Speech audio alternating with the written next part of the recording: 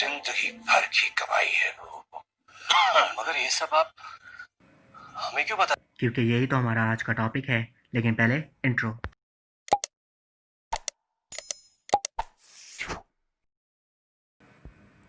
Bank क्या होता है? एक ऐसी जगह जहां आपके पैसे को अमानत की तरह रखा जाता है। ज़रूरतमंद लोगों को कर्जा दिया जाता है ताकि वो लोग अपनी ज़रूरत को पूरा कर सकें। ये इदारा पब्लिक भी हो सकता है और प्राइवेट भी। बैंक में पैसों को जमा करवाया जाता है ताकि उनको हिफाजत से रखा जा सके और बवक्त ज़रूरत बैंक से कुछ ज़मानत जमा करवा कर कर्जा भी लिया जा सकता है। अगर आपके पास पैसे कम हैं तो बैंक आपको ओवरड्राफ्ट की फैसिलिटी भी प्रोवाइड करता है। अगर अर्जेंट बेस पर कैश चाहिए तो एटीएम कार्ड की फैसिलिटी भी है और ऑनलाइन पेमेंट्स और शॉपिंग के लिए डेबिट कार्ड की फैसिलिटी भी है। यहाँ तक के पैसों के साथ कोई कीमती चीज़ भी बैंक में जमा करवाना चाहें तो लॉकर की फैसिलिटी भी बैंक प्रोवाइड करता है। इतने सारे बेनिफिट्स, इतने सारे फ़ायदे एक ही बिल्डिंग में, एक ही छत के नीचे और एक ही जगह से, है ना फ़ायदे की बात। लेकिन सोचने की बात यह है कि क्या ये सब हमेशा से ऐसा ही है? ये सब शुरू कैसे हुआ और इसको बनाने वालों की सोच क्या थी? आइए जानते हैं इस वीडियो में। नाज़रीन, जदीद बैंक के निज़ाम की बुनियाद 14th सेंचुरी में इटली के शहर रिनाइसेंस से है, लेकिन इस निज़ाम के कुछ आसार हमें कदीम ज़माने में भी मिलते हैं। जब हमें पता चलता है कि 25th BC में असाइरिया और 1894 में बेबीलोनिया रियासत में भी इसी तरीके से सामान की लेन देन की जाती थी। क्या कहा? कुछ समझ नहीं आया? चलो एक कहानी सुनाता हूँ। पुराने ज़माने में बार्टर सिस्टम हुआ करता था। चीज़ के बदले चीज़ दी जाती थी। कोई कैश या गोल्ड या कॉइन्स वगैरह नहीं होते थे। इस निज़ाम में बहुत मसले मसाइल थे। इसके बारे में फिर किसी और दिन वीडियो में डिस्कस करेंगे। इसके बाद आया सिक्कों का दौर। ये दौर आज भी चलता है और सिक्कों की वैल्यू आज भी मौजूद है। सिक्कों में लेन देन में सबसे बड़ा मसला उन्हें कैरी करना है, यानी एक जगह से दूसरी जगह लेकर जाना है।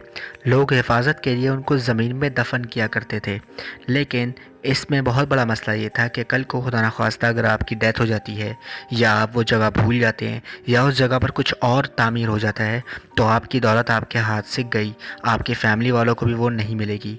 यही वजह है कि आज भी ज़मीन खोदने पर मुख्तलिफ़ जगहों से मुख्तलिफ़ ख़जाने निकलते रहते हैं। बाद में लोगों ने अपनी दौलत को कुछ ईमानदार लोगों के पास रखवाना शुरू कर दिया। ये ईमानदार लोग या तो गोल्ड स्मिथ हुआ करते थे या ज्वेलर्स या मर्चेंट या ट्रेडर्स वगैरह। ये ईमानदार के साथ साथ ताकतवर भी होते थे और इनके पास अगर सामान रखवाया जाए और मांगा जाए बाद में तो मिल भी सकता था, क्योंकि ये हिफाजत रखते थे। फिर इन्हीं लोगों ने इस कारोबार को शुरू किया और लोगों को कर्जा देना शुरू कर दिया और सूद लेना शुरू किया। ये कारोबार तरक्की करता चला गया और आज भी है। इसी तरीके को आगे बढ़ाते हुए 1407 में इटली में दुनिया का पहला जदीद bank, bank of Saint George कायम हुआ। ये दुनिया का पहला मॉडर्न बैंक था। रेनेसांस और उसके आसपास के यूरोपीय शहर जैसे जेनवा और वेनिस में अमीर लोग बहुत थे जिनको बैंक की ज़रूरत थी, इसलिए ये सिस्टम इस ज़माने में तेज़ी से फैला। उस ज़माने में बैंकिंग सिस्टम पर बर्डी और पेरोजी फैमिली का बहुत असर और रसूख था। इन दोनों फैमिलीज़ ने इंग्लैंड के किंग एडवर्ड को 14th सेंचुरी में आलमोस्ट 16 लाख गोल्ड कॉइन्स का लोन दिया, जो इंग्लैंड के बादशाह साहब कभी भी अदा न कर पाए, और बर्डी एंड पेरोजी फैमिली कोलैप्स कर गई और बाद में 15th सेंचुरी में मेडिसी बैंक के नाम से दुनिया का एक और जदीद बैंक बना, जो उस ज़माने का यूरोप का बेस्ट और सबसे बड़ा बैंक था। गोल्ड कॉइन यानी सिक्कों का ये दौर आगे जाकर पेपर मनी या नोट में तब्दील हो गया और एक नए दौर की शुरुआत हुई। 17th एंड 18th सेंचुरी में बैंक ऑफ इंग्लैंड ने पहली बार नोट जारी किए। उस ज़माने में लंदन की सड़कों पर कुछ लोग बेंच और टेबल लेकर बैठा करते थे, लोगों की अमानतों को अपने पास रखते और उस पैसे को आगे कर्जा देने में इस्तेमाल किया करते थे। यहीं से लव्स बैंक की शुरुआत हुई। बैंक इटालियन वर्ड बैंका से निकला है, जहां पर इस वर्ड का मतलब होता था table. Bank of Saint George से शुरू होने वाला ये सफ़र आज दुनिया में तेज़ी से तरक्की कर रहा है और तकरीबन 32,000 पब्लिक और प्राइवेट बैंक्स दुनिया भर में खुल चुके हैं।